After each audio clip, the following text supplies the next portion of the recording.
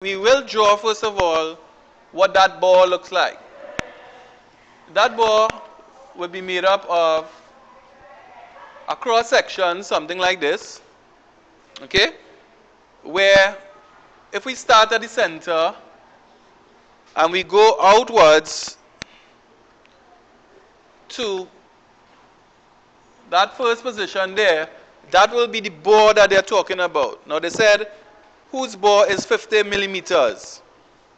Now if the bore is 50 millimeters, it means the diameter of the bore, which is right across to the center, will be 50 millimeters. Right?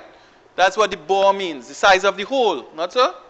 And therefore that will be the diameter of the tube. So it means that this whole dimension here will be 50 millimeters. Now if that is the case, and we say it's a circle, then the radius will be half of 50. Right? Because that whole diameter there will be 50. So the radius, which is from the center to one point, will be 25 on this side and 25 on that side millimeters. Correct? Good. So you have to draw, interpret, take your time, and get your information. Okay? So that'll be 25 millimeters for the radius. Radius. Good.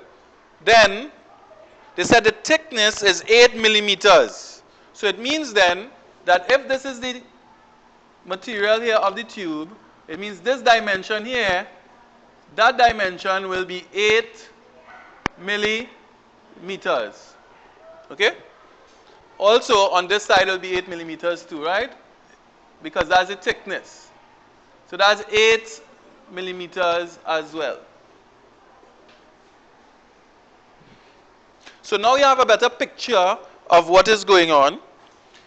And they want you to find the volume of this tube.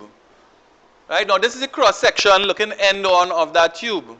And you know that to find the volume of any prism, you have to find the area of the cross section and multiply it by the length of that prism. Right? If we find the area of this cross section here, what is the cross section? The cross section really that they're interested in will be this.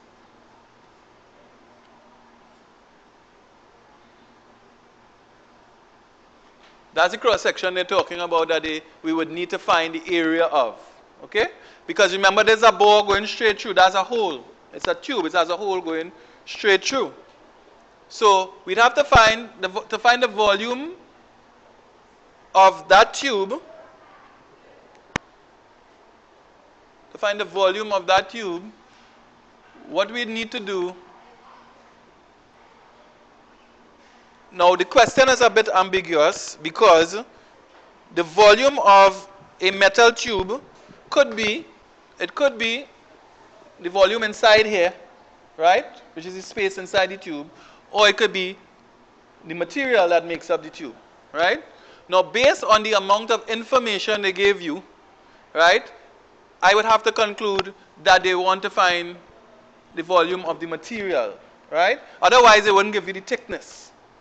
All they would have to do is give you the bore and the length and you could find the volume of inside, right? So based on the fact that they give you extra information, I will go to the side where we are looking for the volume of the material that makes up the tube. Okay? So that's what I'll calculate.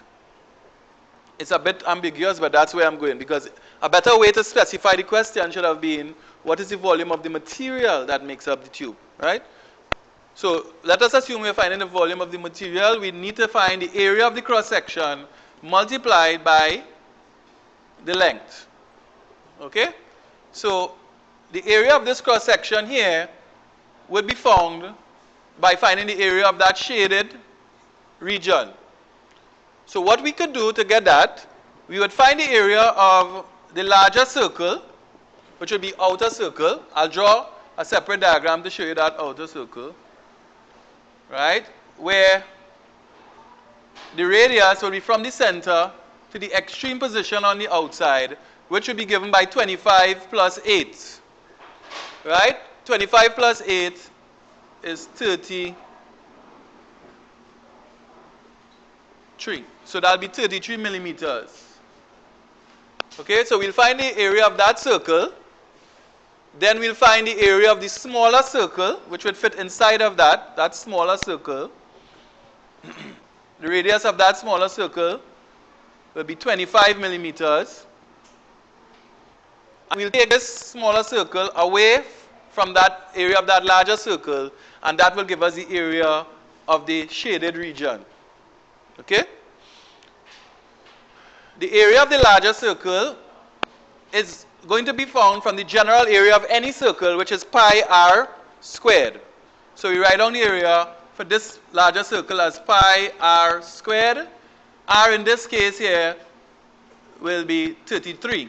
So we'll check to see if they give us any requirement for pi, which they didn't. So let us use, we could choose what pi will be, and let us use 3.142. So we say 3.142 for pi, multiply by r squared. R squared in this case will be 33 squared. Okay? And that will give us what the area of the larger circle is. Then, for the smaller circle, we'll use pi r squared again. And in that case, it will be 3.142 for pi. You could have chosen 22/7 if you wanted, but you have to choose a value for pi. Multiply by r squared. R in this case is 25, so it will be 25 squared. And that will give you the area of the smaller circle. So when you subtract this smaller circle's area from the larger circle's area, you will get this area here, or which is known as the annular ring area, and that will be this A that we have in our volume calculation. Okay, so calculate 3.142 by 33 squared and tell me what you get.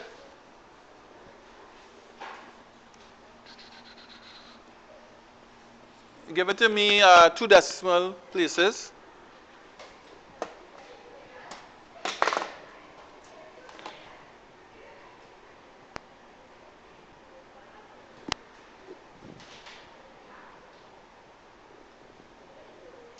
All right, you get 3421.64. 3421.64. 3421.64. Right, and that'll be millimeters squared. Millimeters squared. In the second calculation,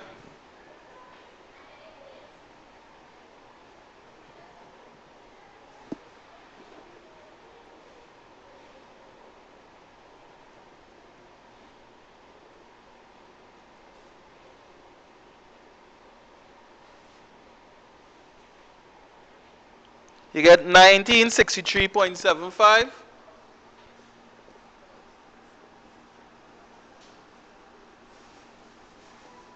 And that will also be millimeters squared.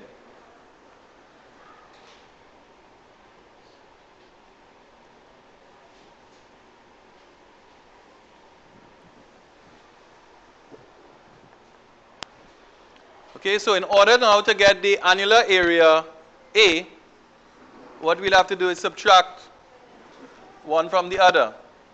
So you get 3421.64 minus 1963.75.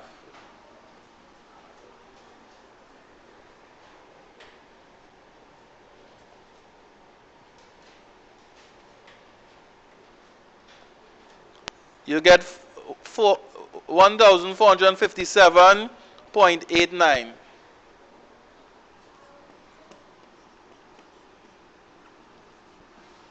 And the unit will be millimeters squared. Anytime you leave out that unit or you give the wrong unit, you will lose marks. Right? Remember, the unit of area is always the unit of length squared. Okay? So that'll be the area that we're looking for, which is the area of the annular ring that makes up that tube. Okay? So now, in order to find the volume, we'll have to multiply that by the length of the tube, which they told us was 6 meters long. So you would be tempted to put volume is equal to 1457.89 for area, right? That's millimeter squared. And you'd be tempted to put multiply by the length as 6 meters. But that would be wrong. The reason is that the units must be consistent. You cannot multiply millimeters squared by meters. Right? You have to have consistent units. So what you'd have to do is you'd have to convert this 6 meters to millimeters. Right? And there are 1,000 millimeters in 1 meter. So you have to multiply that by 1,000. So this would become 6,000 millimeters. Right? Another way would be to convert, leave this in meters, the 6 in meters, and convert the area to meters squared. But that conversion is not as easy as it looks. So you do the easier conversion, which is to convert the 6 meters to millimeters. Okay? So that's what we did here. So all we'd have to do now to get the volume is to effect that multiplication, and you'd see what you get. It would be a large number. Right?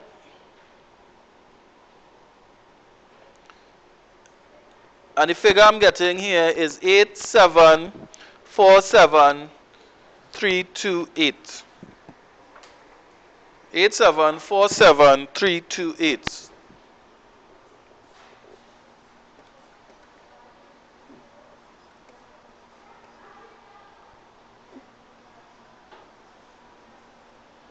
And that answer will be in millimeter cube, right? Because remember, the volume unit will be the length unit cube. The area unit will be the length unit squared, right? So that's how I knew if it's in millimeters, all the lengths are in millimeters, the area will be in millimeters squared, right? And when we calculate the volume, it will be in millimeter cube.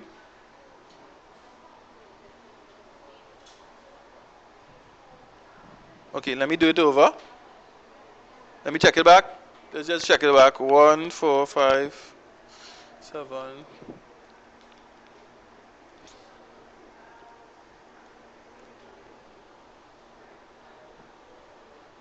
Yeah, 8747340.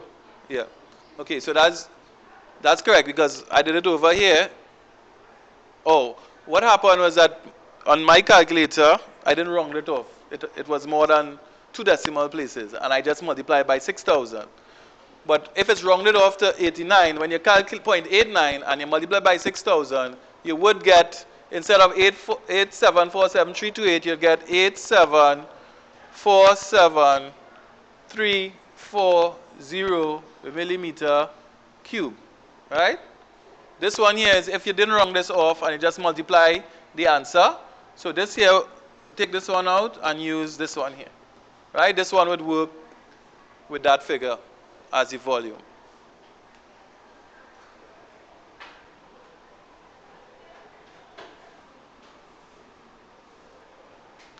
Okay, so in exercise 107, number 4, they said the volume of a small cylinder is 180 cm cube. If the radius of the cross section is 25 millimeters, find its height. Okay, so that's the question. Now the volume, they gave us the volume, and the volume was 180 cm cube.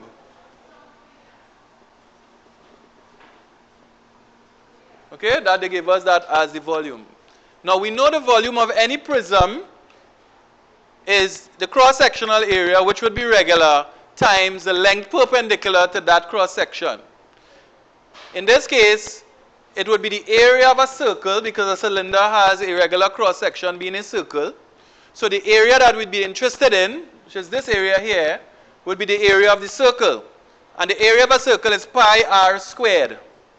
Good?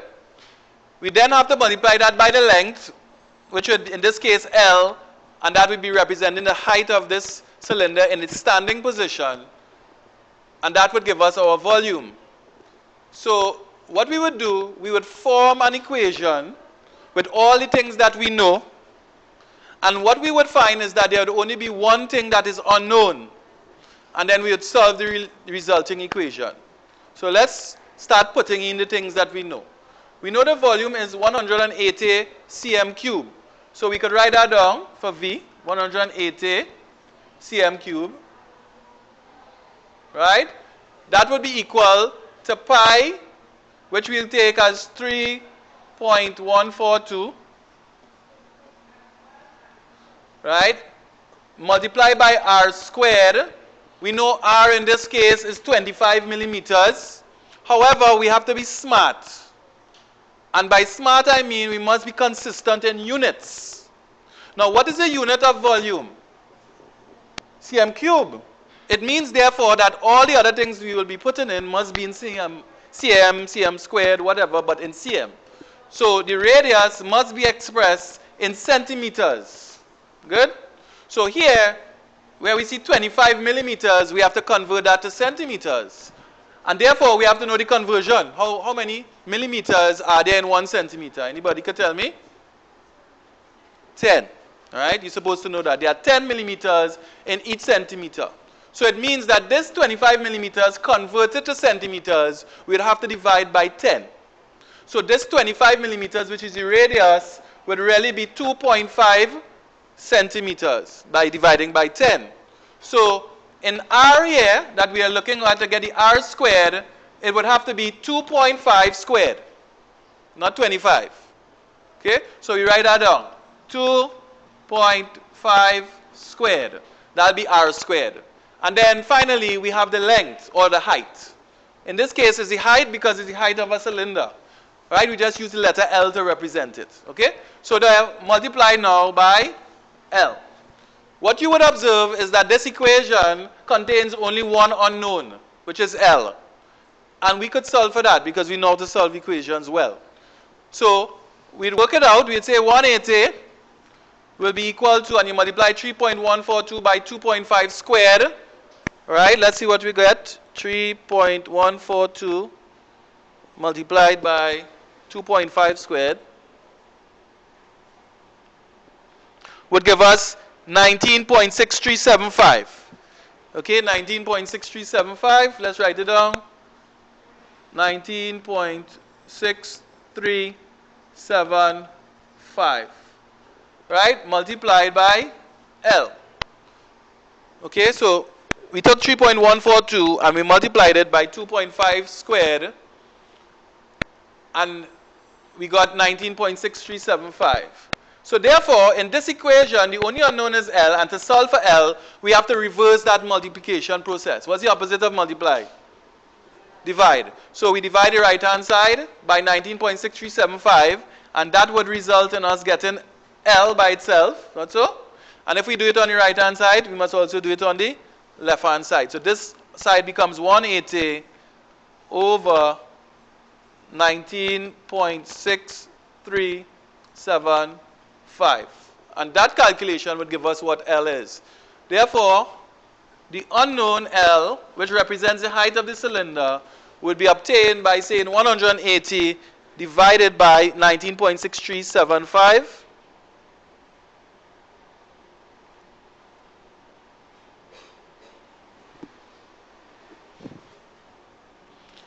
And we get 9.16 and so on. So if we round it off to 2 decimal places, we get 9.17. See if you're getting that.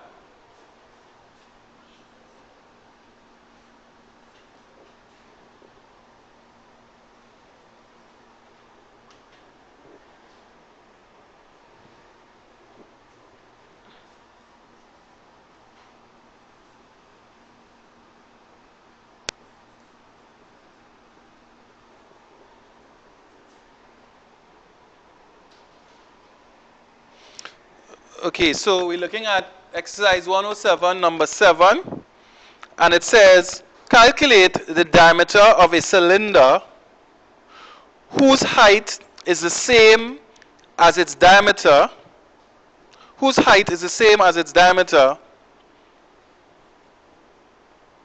and whose volume is 220 cm cube. So what we did so far is we showed the cylinder, we showed that from the center of the circle which makes up the top of the cylinder to this outer periphery or the circumference would be a radius on either side. And two radii, when taken together through the center, it gives us the diameter of that circle. Right? So diameter is equal to 2 times the radius. Okay? So that's the first thing we have to be aware of. Now they said the height is the same as its diameter. So the height is equal to the diameter, so h is equal to d. But from here, if h is equal to d and d is equal to 2r, then h will be equal to 2r. Right? Because the height is equal to the diameter, and the diameter is 2 times the radius. Why am I using radius? Is because the volume is given in terms of the radius. The volume is equal to the cross-sectional area by the height or the length perpendicular to it, which we will use as h in this case. So it will be pi r squared h. So the volume, therefore, will be equal to, which we know is 220. So we'll put that down here. 220 cm cube is equal to pi, which is 3.142 multiplied by r squared multiplied by h. Now h is equal to 2r. So I'm going to, instead of h, I will put 2r in its place. So this will be 2r. Okay? So let's go through again. The volume, which it gave us as 220 cm cube, will be equal to pi, which is 3.142, r squared, which we write back as r squared, by h, which is the height. Right? The height h is the same thing as the diameter. We were told that in the question. Whose height is the same as its diameter. So, but instead of writing the height as d, we will write it as 2r, because the diameter is twice the radius. 2 radii make up 1 diameter. So we'll write h as 2r instead. And therefore, we could say that 220 will be equal to, if we work out 3.142 by 2,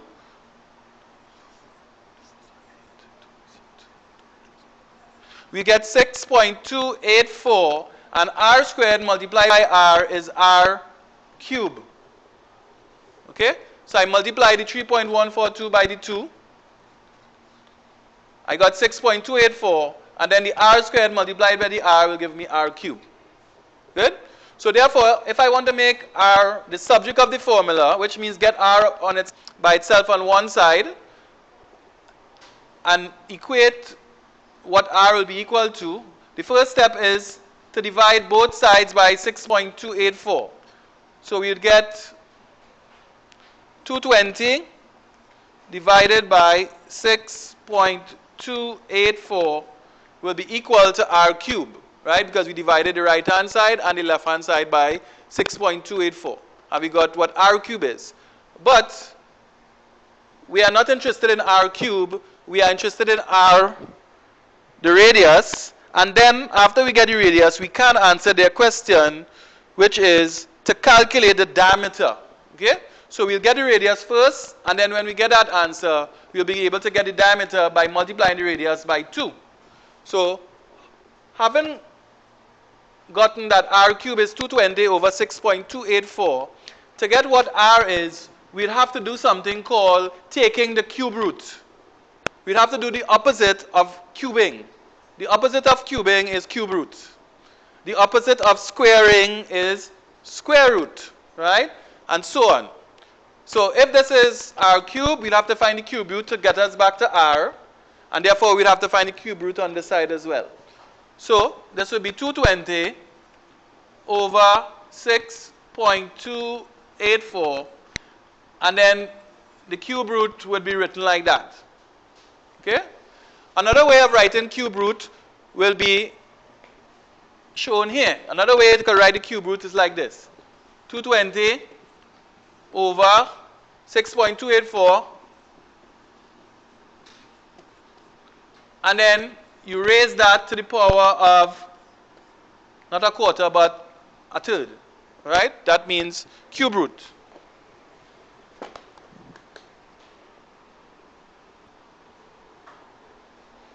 Okay, so either way, you'd have to find cube root. Now, the next challenge is, how do you find cube root on your calculator? All right, because you may have the working, but how do you actually do the calculation?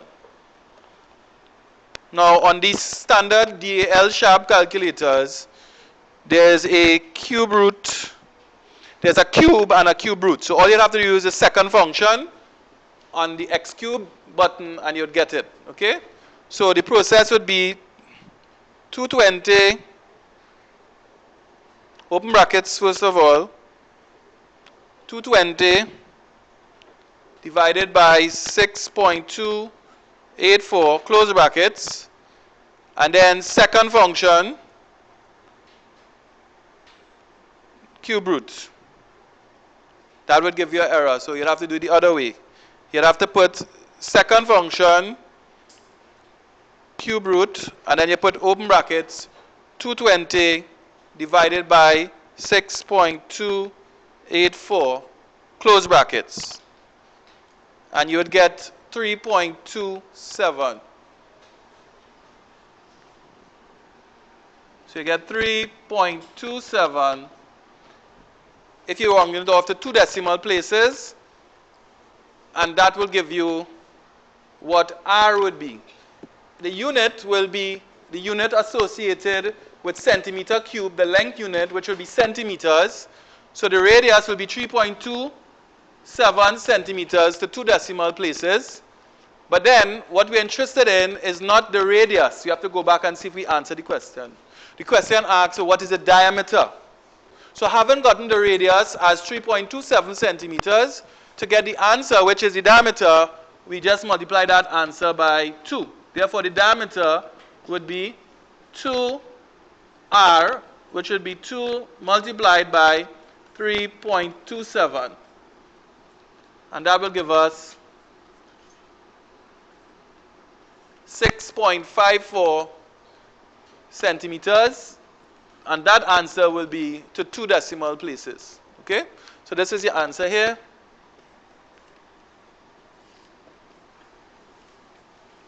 Right? Your answer will be 6.54 centimeters.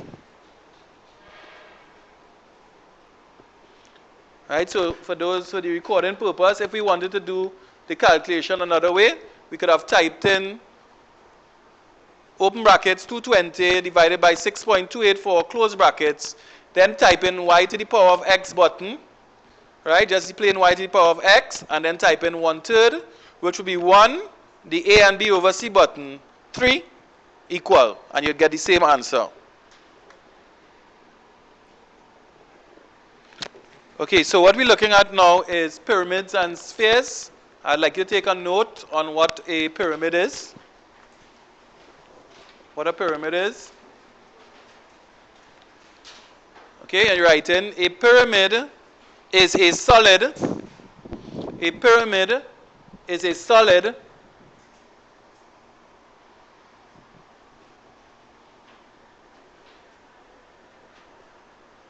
with a polygon at its base.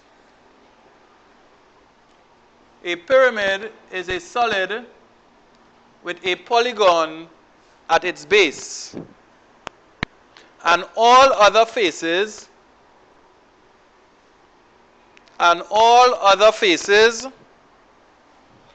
meet at one vertex, and all other faces meet at one vertex called the apex. So a pyramid is a solid with a polygon at its base, and all other faces meet at one vertex called the apex.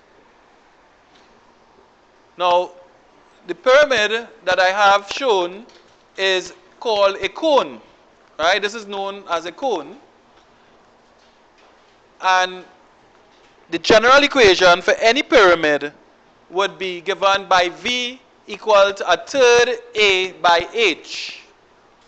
V is equal to 1/3 A by H, where A is the area of the base and H is the altitude or the perpendicular height. Right?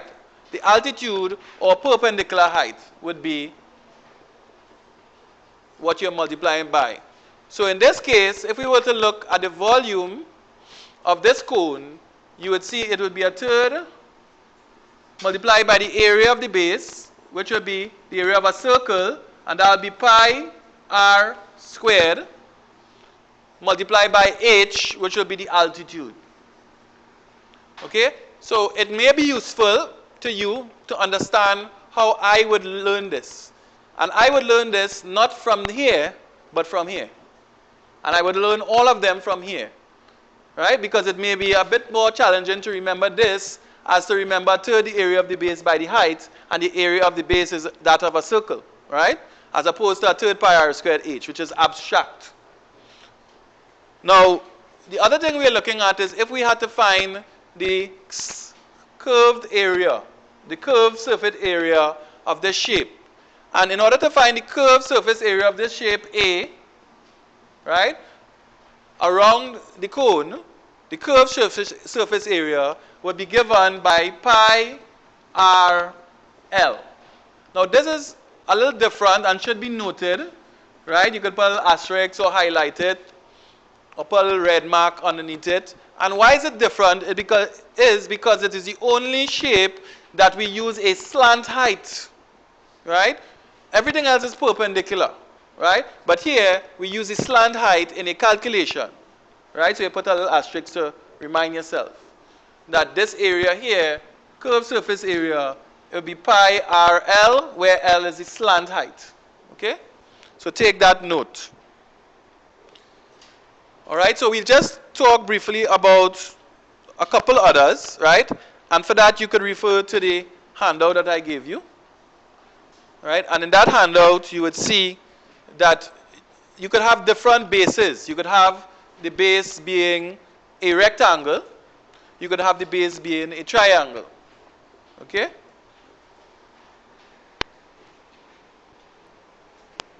So in the instance where the base is a rectangle, for example, right, all you'd have to do is to find the area of the base, which will be length by breadth for a rectangle. Find a third of that, and then multiply that by the perpendicular height or the altitude.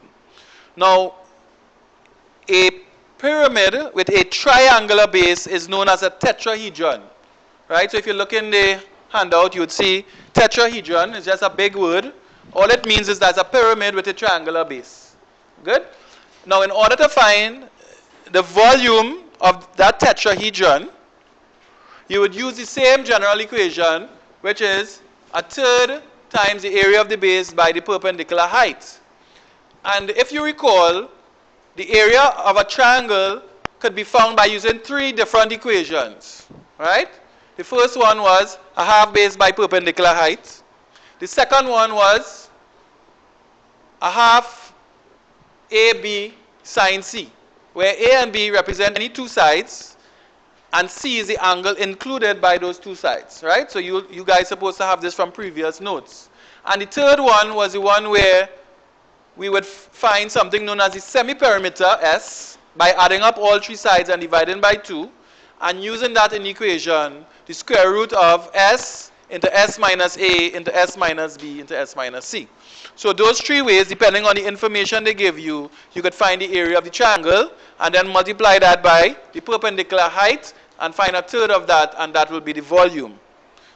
In both cases that we just spoke about, which is the rectangular base pyramid and the tetrahedron, if you have to find the surface area, you'd have to find the area of each shape, face and base, and then add them up, right? And we know how to do that. The last one on the list here is the sphere. And the sphere is commonly known as a ball, right? And the sphere is really a ball. And if you were to imagine yourself at the center of that ball, then no matter what direction you go, once it's perpendicular to one another, right, you would get the same distance. So that would be R, this distance would be R, and this distance here would be R as well. Okay, from the center coming out to any point or any surface on that ball. The equation for the volume of a sphere is 4/3 pi r cubed, right? And the curved surface area, or the area on the outside, will be 4 pi r squared. Okay? So these things you'd have to commit to memory, these two in particular, because they don't follow a pattern like the others, right? Whereas the prism was area of cross-section by length perpendicular to cross-section. For pyramids, is 1/3 the area of the base times the altitude h. For sphere, it's unique, so you'll have to learn these off by heart, right? This is not given to you in the formula sheet, so you'd have to learn that off. Unlike me, you may forget it, but what is wise to do is those things that you forget, write them down on one sheet so that coming up to the exam, you could look at it, and then when you enter the exam, what you feel you'll forget, you write it down quickly, as soon as they tell you to start. Okay, so you won't have a chance of forgetting that. Okay, so we're looking at a couple examples, right? So you wouldn't have to write down this because I gave you the solutions, right? All you have to do is to follow it. And however, it's useful to know how to draw them up, so you should take some practice and be able to draw them up if you have to show it in the exam. All right, and this question says, calculate the area of the base and the volume of the pyramid. Right, now, this base here is that of a triangle. And the information they give you would enable you to find the area of this triangle by using the equation, a half base by perpendicular height. All right, so if we were asked to find, first of all, the area of the base, we could write area of base, let that be A. Area of the base is the area of the triangle, which will be a half multiplied by the base multiplied by the perpendicular height. Okay? So it will be a half. In this case, the 25.2 could be the base, and the height could be 10.5. Or vice versa. The base could be 10.5, and the perpendicular height or distance relative to that would be 25.2. So it doesn't matter which one you choose. Here we use 25.2 centimeters as the base, and therefore the perpendicular height would have been the 10.5. Okay? So it means then that the area would be obtained by that product on the screen. And when you multiply that out, you would get 132.3. 132.3. And the unit will be the length unit squared because it's area, so it will be cm squared. Okay? So that will give you the area of this base here. Now, they also told you to find the volume of the pyramid. And in this case, this pyramid is known as a tetrahedron because its base is a triangle. That's why it's called a tetrahedron. So don't get frightened when you hear tetrahedron. It simply means a pyramid with a triangle as its base. Okay? So to get the volume, we go back to our general equation for that of a pyramid, which would be 1/3 times the area of the base multiplied by the altitude h. That's the general equation. So I'm going to use that. It'll be 1/3 multiplied by this area here that we just obtained, which is 132.3 times the altitude or the perpendicular height, which is given as 34.5 centimeters. So we'd use that, and on evaluating that calculation, you would get 1521.45. Right? But you'd have to determine what unit to use. Now the volume unit would be the length unit cube. So it would be cm cube. Right? If, however, you wanted to round it off to one decimal place, then it would have been 1521.5 cm cube. But it's all up to you to choose if they don't tell you what to use.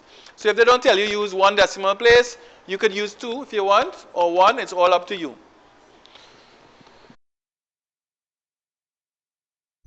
Answer would have been to 2 decimal places. Okay, to 2 decimal places. All right, that's the first example. And Okay, so in our second example, we are looking at a cone, right? And they ask us to find the volume and the curved surface area of the cone. So again, we recognize that it's a prism, not a prism, a pyramid. And we use the equation volume of a pyramid is a third times the area of the base by the altitude or the perpendicular height. In this case, the volume will be a third. The area of the base is the area of a circle. So it will be pi r squared multiplied by the altitude. So this will be a third. And we could use pi as whatever is convenient unless they tell us otherwise. So we will use 3.142 times r squared. R is 7.5, so we'll use 7.5 for r. We'll square it and then multiply it by the perpendicular height.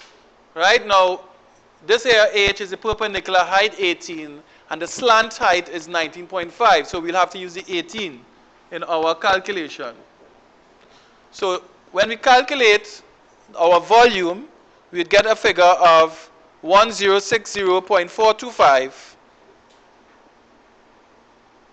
right? 1040.625, 1060.425, and if we round it off to one decimal place, we'll get 1060.4, and the unit will be cm cubed, because we started off with the length unit as cm, so the volume unit will be cm cubed. The second question, or part of that question, was to find the curved surface area A. And we learned that the curved surface area of a cone is pi r L. So we use pi r L, pi 3.142. R is the radius of the circle at the bottom, which is 7.5. And L is the slant height. Don't make the mistake and put in 18 here, because they might call this L, right? If I wanted to set a question to see who was thinking and who was not, I would call this L and call this H, right? So if you just went with pi r L, you'd say, but sir, this is L. But what does L mean? L means the slant height. You understand? So if I put this as H, this is what you'd have to use, okay? The slant height. So don't fall into that trap. So L in this case is the slant height, 19.5. So you put in your 19.5 here, and you work it out. 3.142 by 7.5 by 19.5, and you would get 459.5175 cm squared, because it's curved surface area, so you'll use the length unit squared. In this case, we round it off to one decimal place, and you get 459.5 cm squared, because it's area, and then you put your accuracy to one decimal place.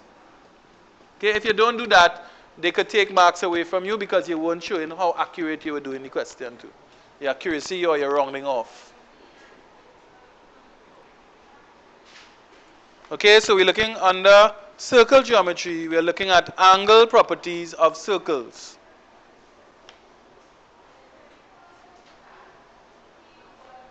Right, and under angle properties of circles, the first theorem we were looking at, I'm going to call it out, you'll write it down.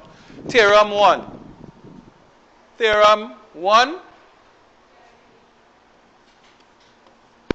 Theorem 1 says that the angle at the center of a circle,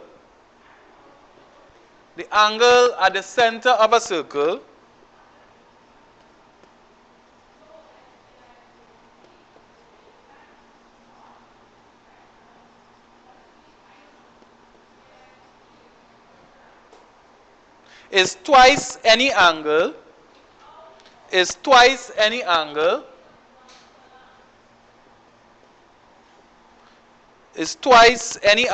at the circumference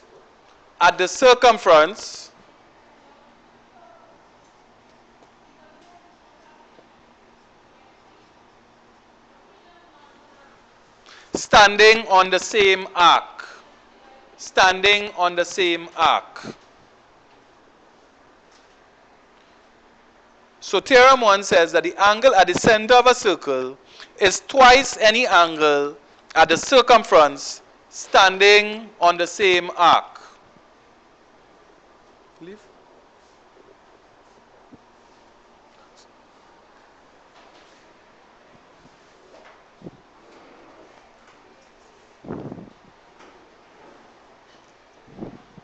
Okay, so you take this down, let's join here down.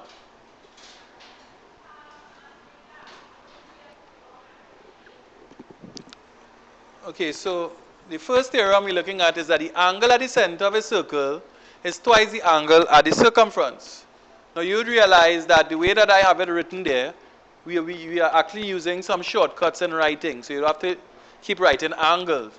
This symbol here means angle, right? So you have angle at the center of a circle is twice the angle at the circumference, right? So you shorten it up so that you could kind of write it down and note it quickly. Now what you're talking about here is if O is at the center here, then if we imagine an angle created at the center by going from A, right, to O and coming back to B, that is to say that angle is standing on where I am making this arc now in red, right? Then if we go from A to any point on the circumference, let's say C, and come back to B, you notice that the angle we create is also going to be standing on the arc AB. So what we say is that the angle at the center standing on the arc AB will always be twice the angle at the circumference standing on the same arc AB. So that is to say, if x were 30 degrees, then 2x will be 2 times 30 degrees, which is 60 degrees. Simple like that. Okay? If we were to imagine the arms OA and OB being able to pivot about point O such that they are able to rise up into the new position, so that OB rises into the position OB and OA rises into the new position OA in this diagram, then the rule would now apply to the major arc AB, right, which would be this arc here. This is the arc that we're talking about now.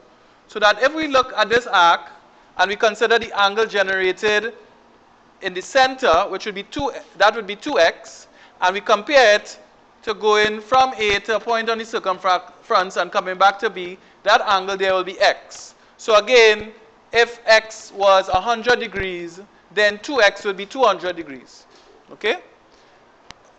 In the third diagram here, what we are showing is that that point where C is could be anywhere on the circumference once it's standing on the same arc AB. So if we look at AB here again, which is the minor arc, right, towards the center at O, you would have 2x, and any point on the circumference, you would get x. So if I were to take my marker, go to a point here, and come back down to B, here as well will be x. If I were to go to this point on the circumference, come back down to B again, here as well will be x, and so on. So anywhere you go from A onto the circumference in the alternate segment and come back down to B, you'd create half of the angle at the center standing on the same arc AB. So what we'll do now is an example, okay? So we'll do an example to see that. The example, if AOB, if angle AOB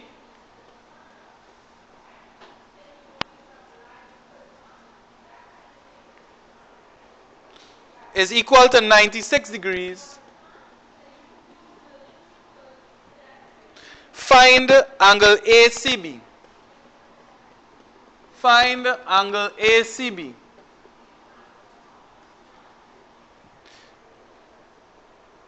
Give a reason for your answer. Give a reason for your answer.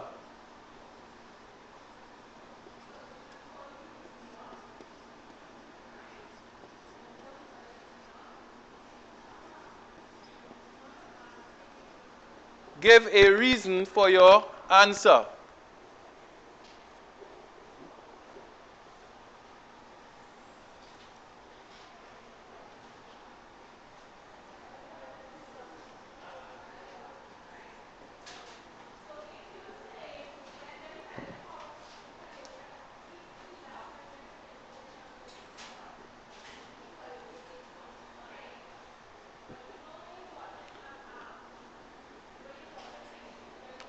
Wow.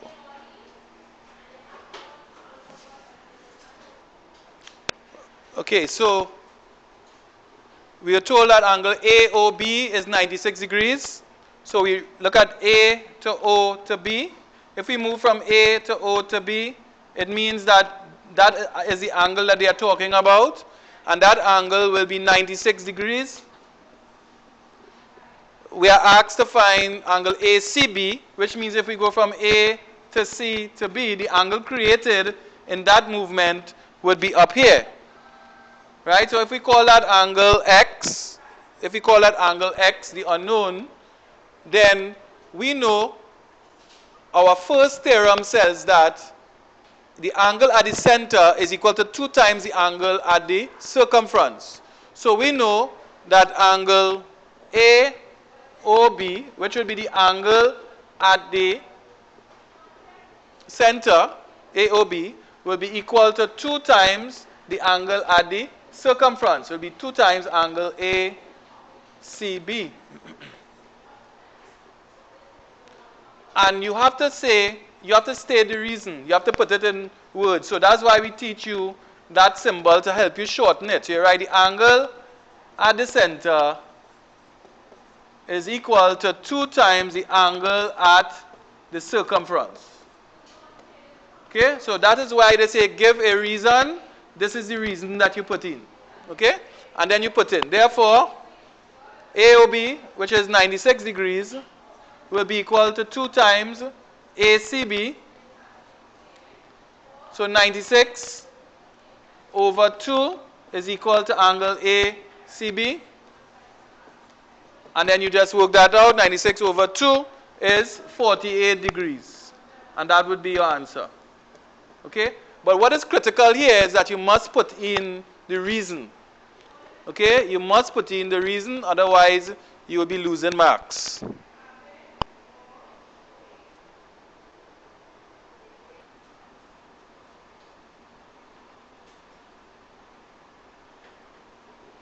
Okay, so from here we go on to theorem 2. Right, so you're writing down theorem 2 now.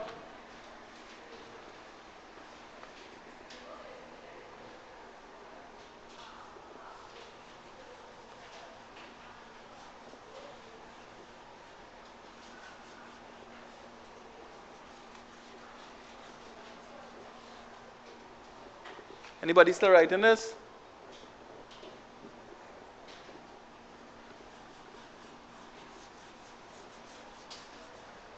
Okay, theorem 2.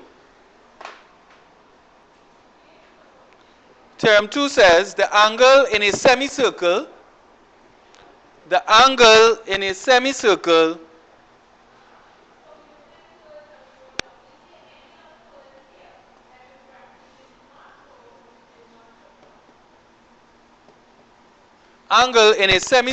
is a right angle.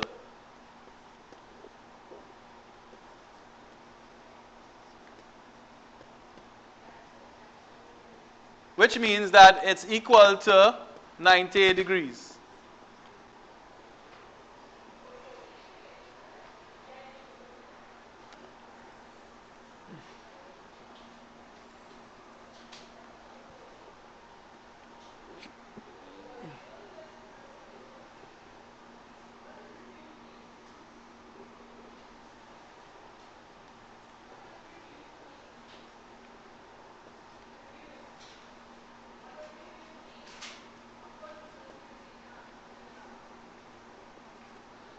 Okay, so if we look at the board and we go from A, right, to C, that's a diameter, and therefore we create 2 semicircles, half on top, half below.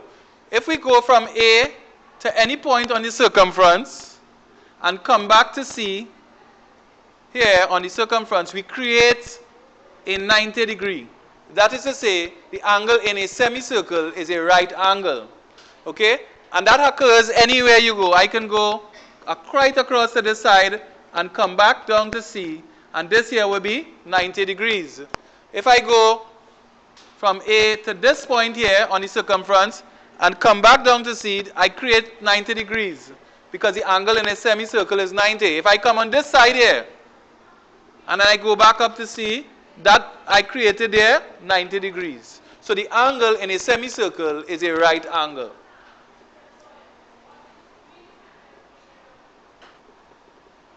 The example, determine the length of the diameter AC. Determine the length of the diameter AC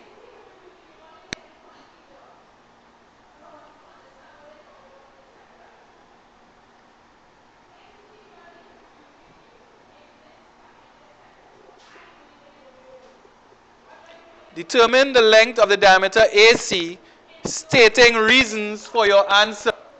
Stating reasons for your answer.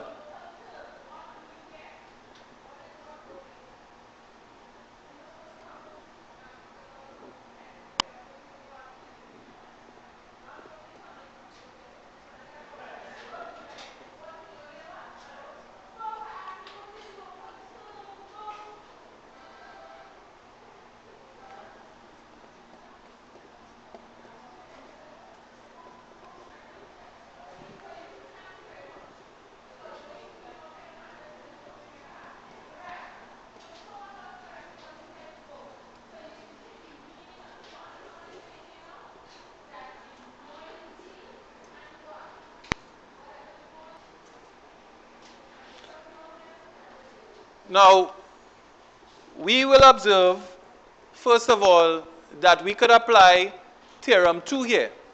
Because AC is a diameter, and we move from A to B and come back to C, which means we create an angle in the semicircle. Once we create an angle in the semicircle, we know from theorem 2 that that angle will be 90 degrees. So it means that this angle up here is 90 degrees. Good? That angle there is 90 degrees, which means that we have a right angle triangle. If we have a right angle triangle, and we have the length of the two sides of that triangle, one being AB and the other one being BC, then we could use a theorem known as Pythagoras theorem to find the length from A to C. Right? And what does Pythagoras theorem say? It says that the hypotenuse squared is equal to side 1 squared plus side 2 squared. That's Pythagoras' theorem.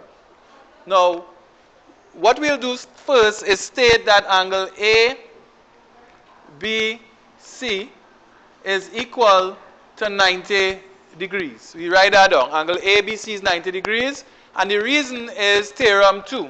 So we write next to it that the angle in a semicircle is equal to 90 degrees. Right? And that is the reason that they say here. Give reason, so you give a reason there. Okay? Having said that, we could then say since triangle ABC is right angle or is a right angle triangle,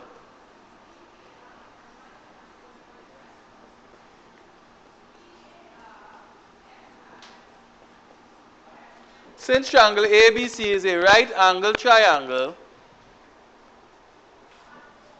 then by Pythagoras theorem, hypotenuse squared, which is AC squared, will be equal to one side square, AB squared, plus the other side squared, which is BC squared. Okay, so that is by Pythagoras' theorem.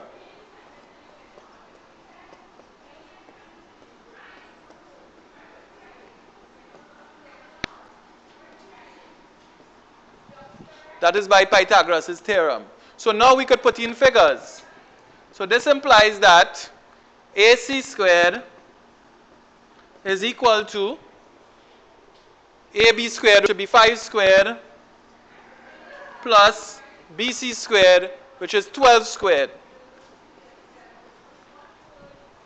Okay?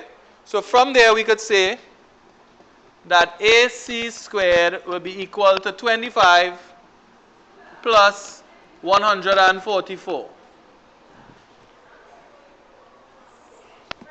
That means then that AC squared is equal to 169. And therefore we could find AC by finding the square root on both sides. So we could say AC is equal to the square root of 169, and the answer will be 13 centimeters when we take that square root. So it means then that we are able to find the length of the diameter as 13 centimeters, and that would be the answer.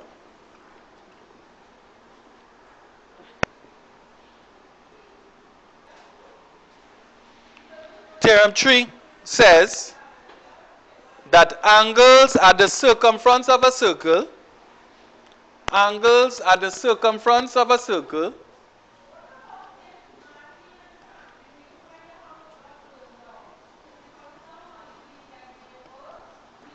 angles at circumference of a circle standing on the same arc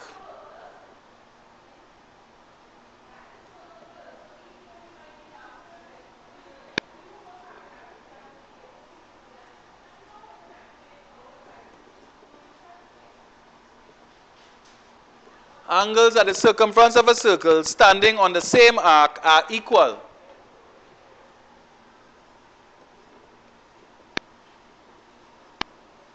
Are equal. Or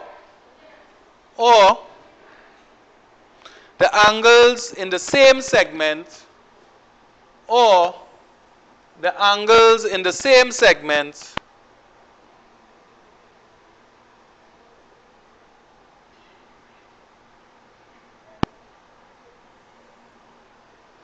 or the angles in the same segment of a circle are equal.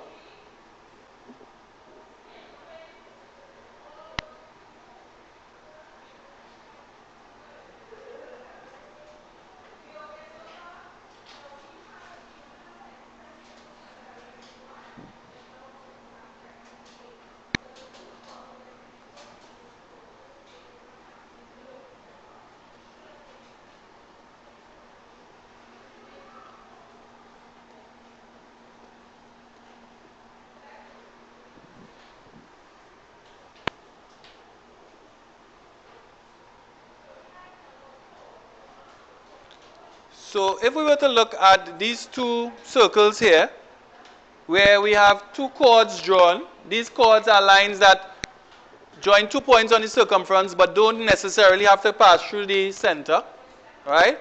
And we say we go from one point A to any point on the circumference and come back to the other point B, we would create an angle here which we will call angle X.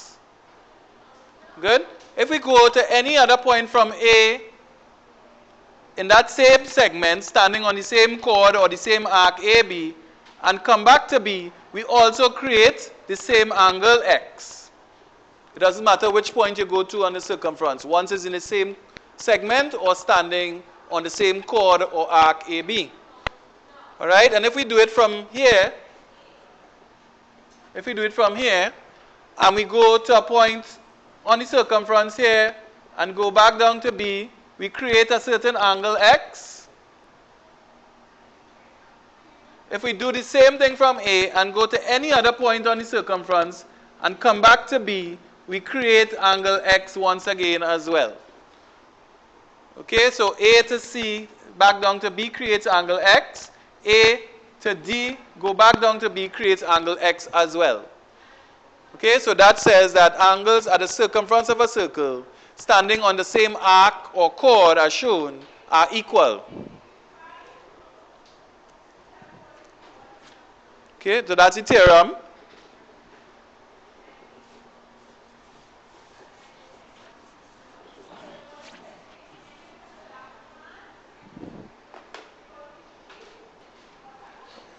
Okay, so you could write down the question related to the example.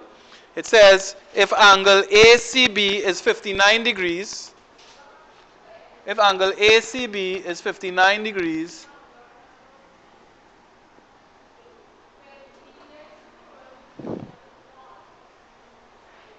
determine the size of angle ADB. If angle ACB is 59 degrees,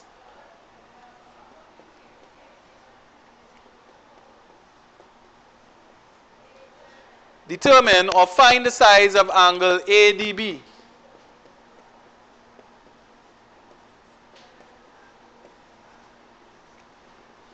Right, that's the question.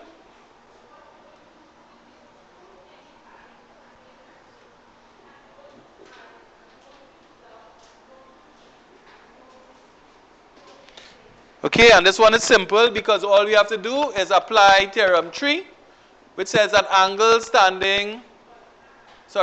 at the circumference standing on the same arc are equal.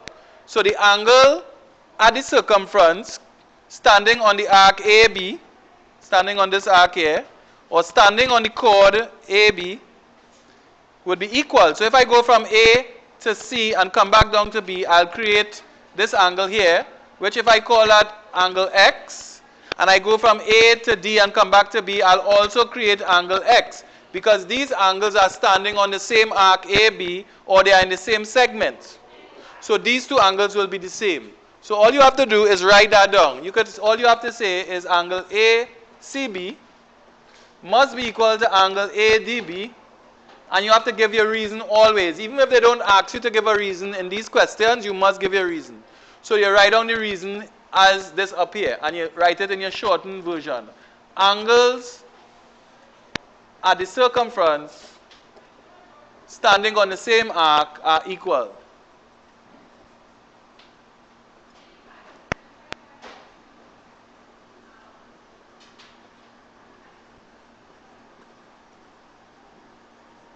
So you write your reason, and then it's not a problem because ACB is 59 degrees. Therefore, ACB, which we were told is equal to 59 degrees, must be equal to ADB because of that reason.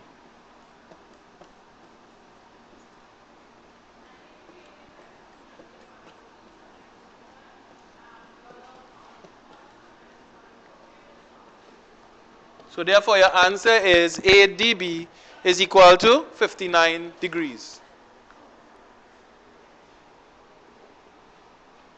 So your homework assignment will be to complete the questions that you didn't do for the last one. And when you come back, we will continue with the theorem. There are 9 theorems in circle geometry. We have 3. Okay? So we'll continue with that when you come back. Continue with the homework that was given in the last class.